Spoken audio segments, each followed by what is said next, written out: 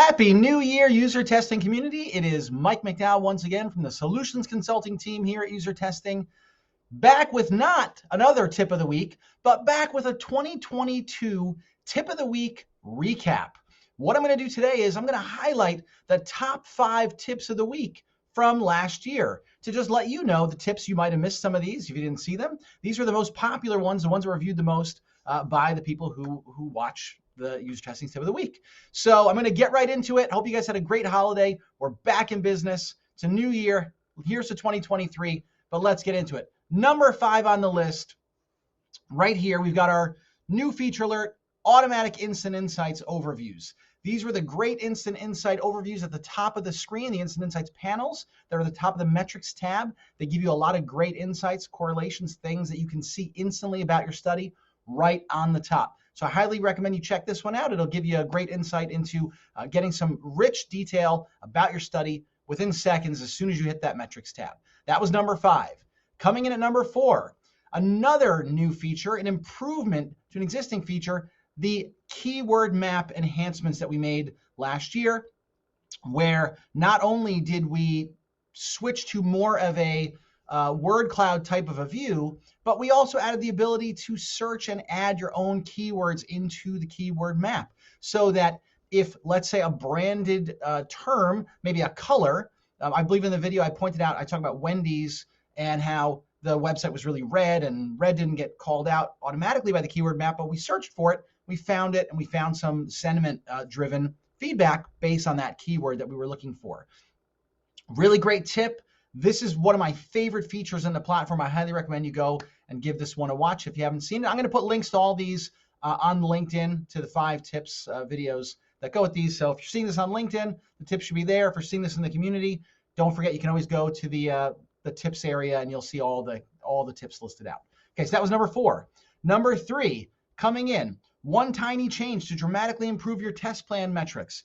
Now, this was a tip about how to use the URL task a little bit more appropriately. Some people were building the task, the instructions for what to do when you get to the URL right into the URL task description. And so by undoing that, moving that into its own task, you're going to see a lot of different, much more rich metric output like the interactive path flows or click maps, things like that. So give this one a watch. This is a huge one. If you use a lot of URLs, do a lot of website testing, watch this one. This is really a very, very impactful tip, and it's going to dramatically, truly change the way you interpret your results of your studies if you make these changes in this tip. Okay, that was number 3. Moving on to number 2, we've got recruiting. I was really surprised this one was number 2 for the year, but recruiting is a really, really difficult thing. It takes a lot of time. We get a lot of bad candidates. We get a lot of people that we're not sure if they're going to be right for the role. And what this does is it allows you to shave a ton of time off the recruiting process by getting feedback from people that actually do the job that you're trying to hire for at other companies. They'll tell you if this is a good job description, if you've left anything out, if there's anything that's too vague or confusing. Look, I know sometimes hiring managers will stick things, not hiring managers, but like the HR, the recruiting department, they'll stick things in there that are like, oh, this band needs to have this and so on, but it might not really make sense. And so get that feedback before you go to market with your job posting and that job description, and let's see if we get some details. So if you've got to hire anybody in 2023, watch this tip before you put that job description up there on your website or up on LinkedIn or Indeed or anywhere. Okay, so that's it. That's number 2. Coming up, the big view, the big winner of 2022, the most popular tip by far was this tip that I did with Andy McMillan, User Testing CEO, all about sharing insights with leadership and how important it is for leadership to actually be given and shared some of the research that you're doing directly from customers. It is so important. It is so impactful. We talk about the empathy gap here at User Testing. Well, this is the best way to start reducing that empathy gap. A lot of your organizations right now are voice of customer driven. Everything's built around the voice of the customer. Well, this is how you do it. You get the voice of customer. User Testing's videos are second to none. Make a great highlight reel. Share it with your leadership. Share the metrics tab with your leadership. Share the Excel or the shareable report, very simple, clean report with your leadership.